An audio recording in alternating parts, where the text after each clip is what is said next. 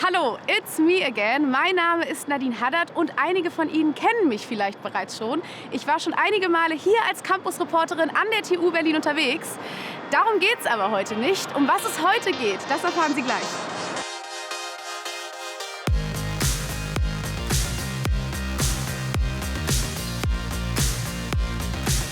Am 9. April 2021 feiert die TU Berlin nämlich ihren 75. Geburtstag. Und wenn wir ehrlich sind, ist das eher ein junges Alter für eine Universität. Das hat aber bekanntlich sehr gute Gründe. Heute wollen wir aber nicht die 75 Jahre Revue passieren lassen, sondern nach vorne blicken auf das, was uns erwartet. Die Zukunft der TU Berlin. Dafür habe ich mir jemand ganz Besonderes eingeladen. Und da ist er auch schon, der TU Berlin-Präsident, Professor Dr. Christian Tosen. Hallo. Hallo. Wir begrüßen uns so. Ja. Hi. Bevor wir uns über die Zukunft der TU Berlin unterhalten, ganz kurz an Sie. Wir sind beide auf Corona getestet, haben ein negatives Ergebnis, können deswegen auch die Masken abnehmen, wenn wir den Abstand einhalten. Und nur wenn wir uns zu nahe kommen, dann setzen wir diese Masken auf, medizinische Masken. Desinfektionsmittel haben wir auch dabei und das ganze Team ist auch getestet, also alles safe. Und jetzt würde ich sagen, starten wir auch schon und gucken uns die TU Berlin gemeinsam an. Wir sind jetzt im Physikgebäude und Sie sind ja Präsident an der TU Berlin seit 2014. Aber es gibt schon eine längere Geschichte von Ihnen mit der TU Berlin und ich kann hier auch Ihren Namen erkennen. Was hat es denn damit auf sich? Ja, ich bin Physikprof an der TU, das bin ich ja eigentlich immer noch, auch wenn ich da beurlaubt bin im Moment, seit ich Präsident bin. Aber ich habe 20 Jahre lang etwa hier im 5. Stock, deshalb steht es hier bei der 5, ein Büro gehabt und ein Labor gehabt insbesondere, wo ich meine Experimente gemacht habe. Unterrichten Sie noch aktiv oder seitdem Sie Präsident sind nicht mehr? Seitdem ich Präsident bin, nicht mehr. Präsidenten sind befreit von der Lehrverpflichtung, Ja. Aber bis dahin habe ich regelmäßig unterrichtet. Und was vermissen Sie am Unterrichten? Ich vermisse die vielen jungen Menschen, die ich da bei Interviews zum Beispiel sehe, Ja. aber ansonsten im Präsidiat nicht so sehr viel. Die vermisse ich und das Weitergeben von Wissen, das ist ja was Lehre ist, habe ich sehr gerne gemacht. Was ich auch vermisse, ist das Forschen an sich, also Experimentieren.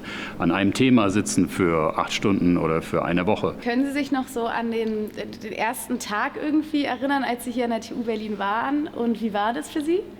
Klar, das ganz eindrücklich. Ich war nie in Berlin vorher. Ich bin zu meinem Bewerbungsgespräch das erste Mal morgens nach Berlin geflogen, mit der U-Bahn hier ausgestiegen am Ernst-Reuter-Platz, bin in das Gebäude rein hier, habe meinen Vortrag gehalten, ein bisschen Gespräche und bin am Abend wieder in die U-Bahn wieder zurückgeflogen, weil ich in Stuttgart, wo ich herkam, dringend gebraucht wurde und nicht sozusagen 2, 3 Tage bleiben konnte. Das heißt, ich habe von Berlin gar nichts mitgekriegt, außer meine eigene Vorstellung. Ja, spannend. Ja, ich habe ja hier Sprach- und Kommunikation studiert im Master an der TU Berlin. Und mein erster Tag, ich weiß sogar noch, was ich anhabe. Ich habe hier auch auf dem Hinweg schon überlegt. Ich hatte so einen rosanen Rolli an. Und das Witzige war, dass ich wahnsinnig gut vorbereitet war, was meinen Stundenplan und sowas anging am Erstsemestertag. Und eigentlich bin ich nicht immer die perfekt Vorbereitetste. Aber im Vergleich zu den Mitkommilitonen war ich super vorbereitet. Das heißt, die haben sich alle an mich geklemmt. Und ich habe sogar die 4 Leute, die ich da am ersten Tag kennengelernt habe, bis zum Schluss mit den Gruppenarbeiten gemacht. Und ja, 2017 ging es bei mir los und ich habe ja jetzt Anfang des Jahres meine Zeugnisse erhalten. Und das war auch sehr schön. Also ich weiß ganz genau noch den ersten Tag. Und was ich so cool fand, war, dass ich habe ja auch schon irgendwie auch andere Unis mitbekommen und irgendwie ist hier alles so von der Hierarchie so sehr flach. Also es ist so sehr lässig. Was Sie beschrieben haben, das Kennenlernen und zusammen mit Leuten das Studium machen, das ist ja eins der großen Probleme jetzt in Corona, dass es inzwischen 1, 2, 3 Kohorten gibt, die diese Erfahrung nur digital hatten. Vielleicht geht das auch, aber es ist schon was anderes, als wenn man sieht, da ist jemand organisiert, an die hänge ich mich dran. Ja, das ist ein tolles Erlebnis. Auch wenn es Spaß macht, in Erinnerungen zu schwelgen, wir gucken ja heute in die Zukunft und deswegen würde ich sagen, gehen wir schon direkt zum nächsten Spot. Mache ich sehr gerne mit Ihnen. Sehr schön.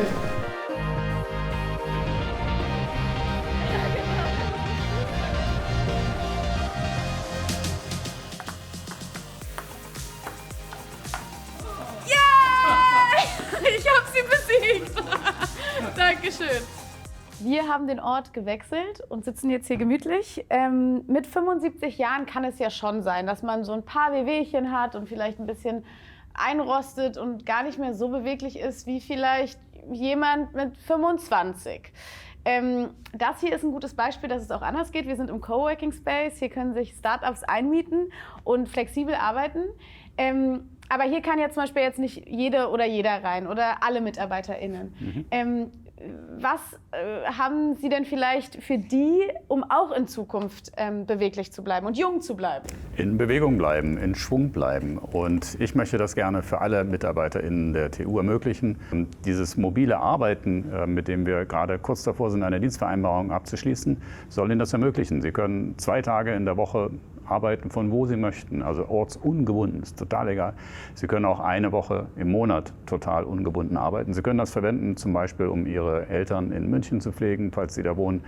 Sie können die 2 Tage nutzen, um intensiv an einem Paper zu Hause zu arbeiten, wenn Sie eher wissenschaftlich orientiert sind. Sie haben eine sehr viel größere Freiheit in der Work-Life-Balance, dieses neudeutsche Wort ist ja üblich. Und das möchte ich gerne allen MitarbeiterInnen im Prinzip jedenfalls ermöglichen. Und ist es dann so, dass man morgens aufwachen kann und sagen kann, oh nee, heute habe ich keine Lust auf meine ganzen KollegInnen und man bleibt dann einfach zu Hause? Oder wie stellen Sie sich das dann vor? Also es ist eine verantwortungsvolle Zusammenarbeit mit dem oder der Vorgesetzten. Man muss dann irgendwie schon sagen, also nächste Woche bin ich Montag, Dienstag im Homeoffice und man kann nicht plötzlich sagen, heute gehe ich nicht zur Arbeit. Auch im Homeoffice arbeitet man ja.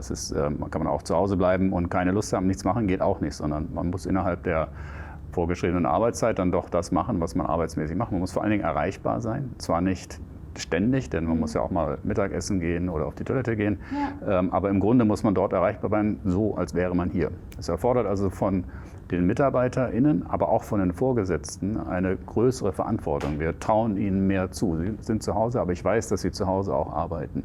Dass das im Prinzip geht, das haben wir jetzt durch die Pandemie gelernt. Total. Und da sind wir überzeugt, weil Uni fast genauso weiterläuft wie bisher. Das wird funktionieren. Und die Vorgesetzten müssen halt ein bisschen lernen, wie halten sie den Kontakt mit der Arbeitsgruppe. Sollen die einmal in der Woche alle gleichzeitig da sein für ein Gruppentreffen? Das ist eine Möglichkeit. Aber es gibt auch total versetztes Arbeiten als Möglichkeit. Also es bedarf mehr Absprachen und sich auch mehr dran halten an diese Absprachen. Aber insgesamt erzeugt es eine viel größere Flexibilität in dem, wie sie ihr Leben gestalten. Kann man nutzen für einen Handwerker, der da gerade kommt, für Care-Verpflichtungen, Kinder abholen, wie auch immer, was sie haben. Aber sie müssen es nicht. Und die gerne, es gibt Menschen, die sagen, ich habe das in meinem Weekly Bulletin, das ist eine Mail, die ich an alle Mitglieder der Unis geschickt habe, abgefragt. Sehr viele, 90% finden das super und 10% sagen, nee, ich möchte gerne herkommen, ich möchte, dass Uni nicht in mein Zuhause eindringt, aus was für Gründen auch immer. Das wird genauso möglich sein wie bisher. Wir zwingen niemanden, wir ermöglichen es fast allen. Unter den Umständen muss es technisch möglich sein. Und so finde ich die beste Flexibilität für das zukünftige Arbeitsleben. Das muss ich auch dazu sagen, es fängt erst an, wenn die Pandemie vorbei ist. Denn im Moment sind ja alle im 100% Homeoffice. Das ist ja eine Belastung, 100% Homeoffice. Aber wenn es mal vorbei ist, wenn wir alle durchgeimpft sind, dann wird das mit den 40%, ich glaube, genau die richtige Balance. Für mich wäre das auch gut, die ja zwischen München und Berlin lebt.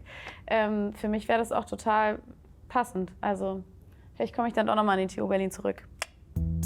So, wir feiern ja den 75. Geburtstag, deswegen, okay, wie sich es gehört, dürfen wir uns jetzt noch was wünschen für die TU. Okay, nicht verraten, sonst geht's nicht in Erfüllung. Genau. Nachdem wir uns gerade die Zukunft der MitarbeiterInnen angeschaut haben, kommen jetzt die Studierenden dran.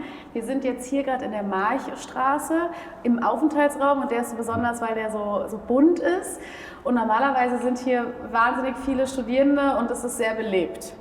Wie fühlt sich das gerade für Sie an, wenn wir hier so im leeren und kahlen Raum sitzen? Es ist wirklich einer der schönsten Räume hier, wenn man zusammen sitzt, zusammenarbeitet, wenn man eine Geräuschkulisse im Hintergrund hat und zuhören kann, wie andere über was anderes nachdenken.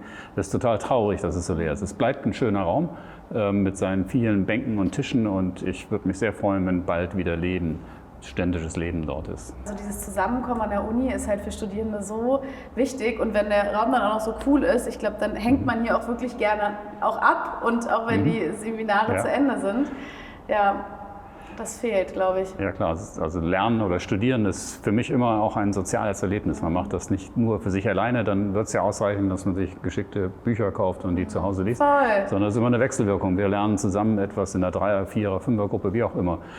Das fehlt total und das tut mir für die Erstsemester besonders leid. Denn wir haben jetzt inzwischen 2, 3 Generationen von Erstsemestern, die noch nie die Uni gesehen haben, die Gebäude höchstens von Bildern kennen. Das ist ein Zustand, den ich mir vom Herzen wünsche, dass er sich bald ändert, sodass sich Studierende identifizieren können mit der Uni, herkommen können, Gespräche führen können, wofür genau diese Räume da sind. Wie wäre das denn für Sie gewesen? Hätten Sie damals studiert und hätten nur alles über Displays gemacht? Das ist unvorstellbar. Ja, ne? Das kann man sich nicht vorstellen. Das sind so die Situationen, die im Leben eintreten. Und also das Katastrophe trifft es nicht so ganz, aber es ist so unvorhergesehen und es wirkt sich für nicht nur eine Woche oder einen Monat aus, sondern es ist jetzt ein Jahr. Vor genau einem Jahr sind wir das erste Mal ins Homeoffice gegangen. Das konnte man nicht vorbereiten, das hat niemand vorbereitet, das trifft alle und wir gehen damit so gut wir können um. Ich glaube ganz gut an der TU oder auch insgesamt in Deutschland, glaube ich, gehen wir ganz gut mit der Situation um. Und wenn wir jetzt ein bisschen ferner in die Zukunft gucken und dann hoffentlich die Pandemie überstehen, beziehungsweise alle geimpft sind und die Pandemie dauert noch länger, wir wissen es ja nicht. Was sehen Sie da in der Zukunft für die Studierenden? Und es gibt ein paar Sachen, die wir gelernt haben, ein paar positiver in der Pandemie, nämlich dass eine Reihe von Veranstaltungen durchaus auch digital ganz gut zu machen sind. Ich nehme als Beispiel die sogenannte asynchrone Vorlesung. Da haben Sie als Studierende die Möglichkeit, die Vorlesung sich anzuhören, wann immer Sie möchten. Auch wieder in diesem Work-Life-Balance-Sinne. Sie haben die Kinder abgeholt vom Kindergarten oder haben sich eingekauft oder haben für Ihre Eltern eingekauft. Dann haben Sie die Chance, die Vorlesung zu hören. Nicht zu einer fixen Zeit, wo Sie entweder eine Care machen oder wo Sie Arbeit haben, um Geld zu verdienen. Also es kommt der Berliner Wirklichkeit sehr viel näher, sich auszusuchen, wann man Vorlesungen anhört. Auf der anderen Seite Seminare, wo Sie gefordert sind, im Intellekt zu antworten, wenn der, die oder jemand anders was sagt. Das muss in Gleichzeitigkeit stattfinden. Das kann digital stattfinden, das ist dann nicht so nett, aber von dem Gedankenaustausch her geht das, dass 5, 10, 20 Leute über einen Bildschirm sich unterhalten und argumentieren über den Inhalt, also Übungen machen oder Seminare machen. Das ist nicht das Gleiche, aber es geht. Und ich denke, davon wird das eine oder andere erhalten bleiben. Denn der Vorteil, den Sie haben, ist, Sie müssen nirgendwo hinfahren. Ja, also Sie sparen auch so wie die Mitarbeitenden Wegezeit.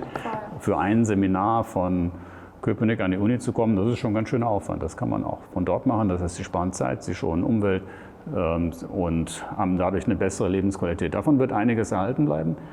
Das werden die Hochschullehrenden verschieden handhaben. Manche werden sagen, nee, wir wollen genau zurück wie früher. Dazu gehöre ich nicht. Ich würde sagen, man muss das Beste von beiden Seiten nehmen. Auf jeden Fall. Dann hoffen wir, dass möglichst bald sich dieser Aufenthaltsraum hier in der Marchstraße wieder füllen kann mit Studierenden. Und jetzt kommen wir zum Grand Finale. Wir sagen noch nicht, wo es hingeht, aber Sie können schon gespannt sein. Es wird auf jeden Fall ein weiter Blick in die Zukunft sein.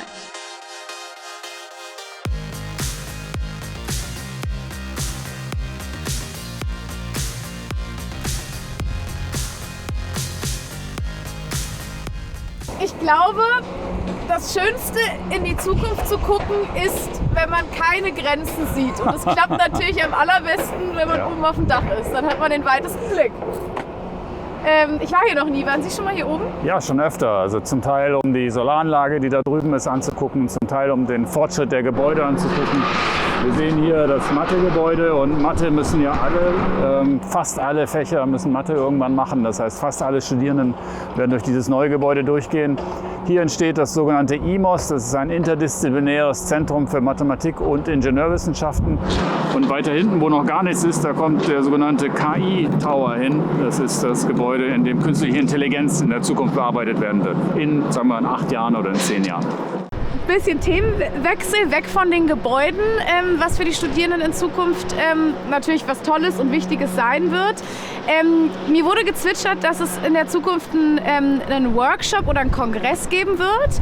Erstmal klingt es ja jetzt nicht so oder was Neues, dass es einen Kongress gibt, wo Leute mitarbeiten können. Was ist das Besondere an diesem Workshop oder diesem Kongress und was ist es genau? Also das ist der Zukunftskongress der TU Berlin und unsere Vorstellung ist, dass Uni nicht notwendigerweise zu dem zurückkehrt, was es vor der Pandemie war. Es wird andere Formen der Lehre geben, es wird vielleicht auch andere Themen geben. Nachhaltigkeit wird zum Beispiel ein großes Thema werden. Wir wollen aber bottom-up, am 16. und 17. Juni ist das, wir wollen bottom-up die Teilnahme von allen Studierenden, Mitarbeitenden, Lehrenden bekommen, um zu lernen, wie die sich alle die zukünftige Uni vorstellen. Also wir wollen gemeinsam das erarbeiten mit auch modernen Szenarien wie Barcamps oder wie Design Thinking, moderne Instrumente, die tatsächlich die Ideen dort erst entstehen lassen.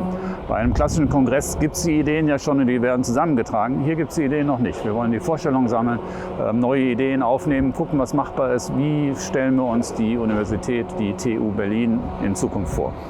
Und was ich noch weiß, ist, dass die Eckdaten, also es gibt 16. und 17. Juni, der wird an dem Tag stattfinden, aber wie genau, das werden Sie alles im Postfach erfahren, also wann genau, wo, welche Uhrzeit, und dann kann theoretisch jede oder jeder daran teilnehmen. Natürlich, jeder kann daran teilnehmen. Wir wissen noch nicht ganz, ob wir es in Präsenz machen können oder digital, das hängt von der Pandemie ab, aber in jedem Fall wird das stattfinden. Nehmen Sie daran teil oder hören Sie sich nur am Schluss an, weil es ja bottom-up ist und sonst wäre das... Ich nehme daran teil, aber ich höre natürlich gerne zu. Ich habe eigene Ideen, aber ich möchte gerne zuhören, was die Ideen aller anderen sind. Ich werde also hauptsächlich zuhören. Ja, Herr Thosen, das war ein sehr schöner Tag. Ich habe viel gelernt. Ich hoffe, Sie jetzt auch, wenn Sie das Video sehen. Ich bin gespannt auf alles, was in der Zukunft hier für uns alle in der TU Berlin wartet. Und ja, vielen Dank. Ich danke Ihnen. Es war sehr schön, mit Ihnen hier durch die Uni, durch ein paar Plätze der Uni zu gehen, die auch zu sehen. Ich kenne die Gebäude ja auch schon länger nicht mehr, weil ich auch im Homeoffice bin. Insofern war es sehr angenehm heute. Vielen Dank. Danke Ihnen. Alles Gute. Tschüss. Tschüss. Das war's auch von mir. Schön, dass Sie alle dabei waren. Das Letzte, was ich sage, Happy Birthday TU Berlin!